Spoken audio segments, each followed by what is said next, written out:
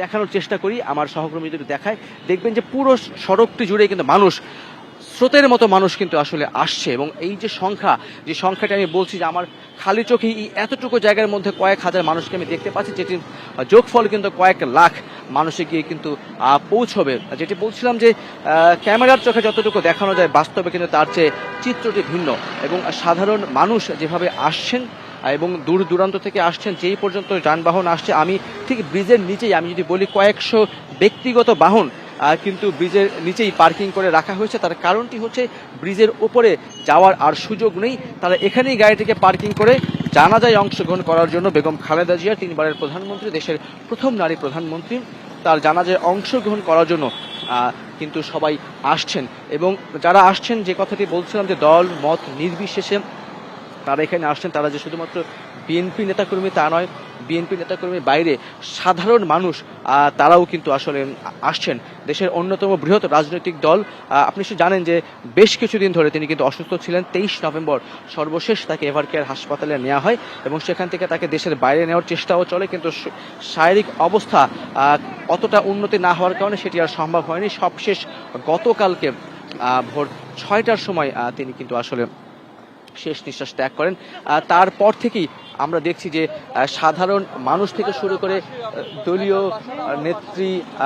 নেতাকর্মী যারা রয়েছেন, তাদের যেই গতকাল আমরা দেখেছি যে যারা সেখানে ছিলেন তাদের অনেকেই কান্না করেছেন।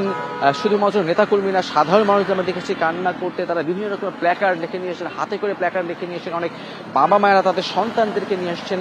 এই যে বাংলাদেশের রাজনীতিতে যুদ্ধ পরবর্তী থেকে শুরু করে 90-এর পরবর্তীতে বাংলাদেশের রাজনীতিতে বেগম খালেদা জিয়ার যে অবদান, সেটি কিন্তু অনস্বীকার্য। এবং বারবারই তাকে যেই উপাধি দেওয়া হয়, যে কথাটি বলা হয় আপোষহীন নেত্রী, তিনি কখনোই দেশের মাঠে ছেড়ে যেতে চাননি, তিনি কখনোই দেশকে ছেড়ে যেতে চাননি।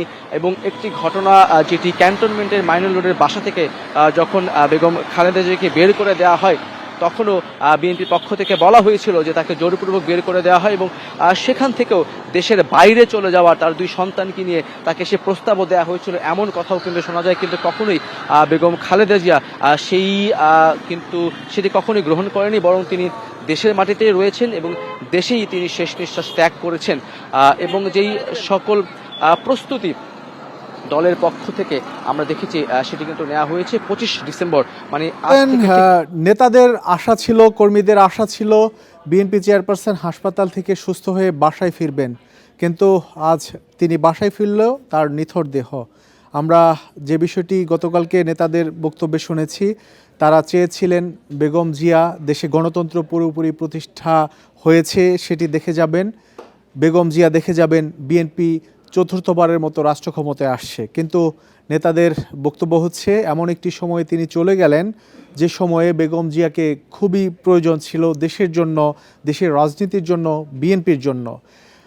বেগম জিয়ার এই চলে যাওয়া আসলে কোনোভাবেই কিন্তু নেতারা মেনে নিতে পারছেন না। তারা বলছেন বেগম জিয়া এর আগেও আরও জটিল রোগে আক্রান্ত হয়ে তিনি হাসপাতালে ভর্তি ছিলেন। আমরা দেখেছি যে সর্বোচ্চ 81 দিন পর্যন্ত তিনি হাসপাতালে ভর্তি ছিলেন। এরপরেও গুরুতর অবস্থা থেকে তিনি বাসায় ফিরে এসেছিলেন সুস্থ হয়ে।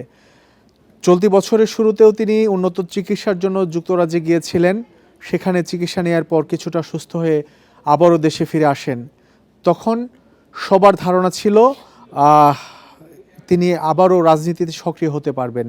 রায়হান, আপনি আমাদের সাথেই থাকুন। আমাদের আরেক সহকর্মী আছেন সংসদ ভবন এলাকাতে, আলামিন হোসেন। আলামিনের কাছে যাব। আলামিন, আপনি এখন যে পয়েন্টে আছেন, যে এলাকাতে আছেন, সে এলাকার চিত্র কি দেখছেন? আমাদের সহকর্মীরা জানাচ্ছিলেন অন্যান্য এলাকা থেকে প্রতিটি এলাকাতে লোকে লোকারণ্য, নেতাকর্মীদের উপচে পড়া ঢল নেমেছে, লাখো জনতার ঢল নেমেছে সংসদ ভবন সহ আশপাশের এলাকায়।